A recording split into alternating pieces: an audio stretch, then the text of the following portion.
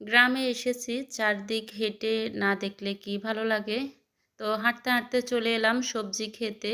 সবজি নিয়ে যাওয়ার জন্য। তো এখানে সবজি নিয়ে চলে এলাম।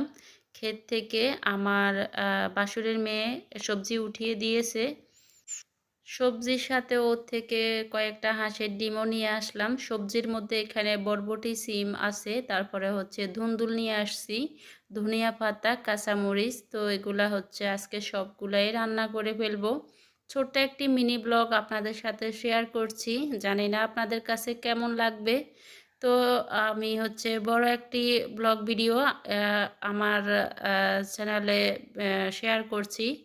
যদি বড় ভিডিওটি আপনাদের কাছে দেখতে ভালো না লাগে, ছোট্ট এই মিনি ব্লগটি দেখে নেবেন। আশা করছি ভালো লাগবে। তো এখানে বরবটি সিমগুলা হচ্ছে আমি রান্না করে নিচ্ছি মাছ দিয়ে। আর হচ্ছে ধুন্দুলগুলা রান্না করব চিংড়ি শুটকি আর চুরি শুটকি দিয়ে, টমেটো দিয়ে। শুধু আমি আজকের দিনের সবজিটাই ওর থেকে নিয়ে এসেছি। কালকেরটা কালকে আবার নিয়ে আসব। তাজা তাজা এনে আর কি রান্না করে খাবো। তো এখানে আমি সবজিগুলা রান্না করে নিচ্ছি।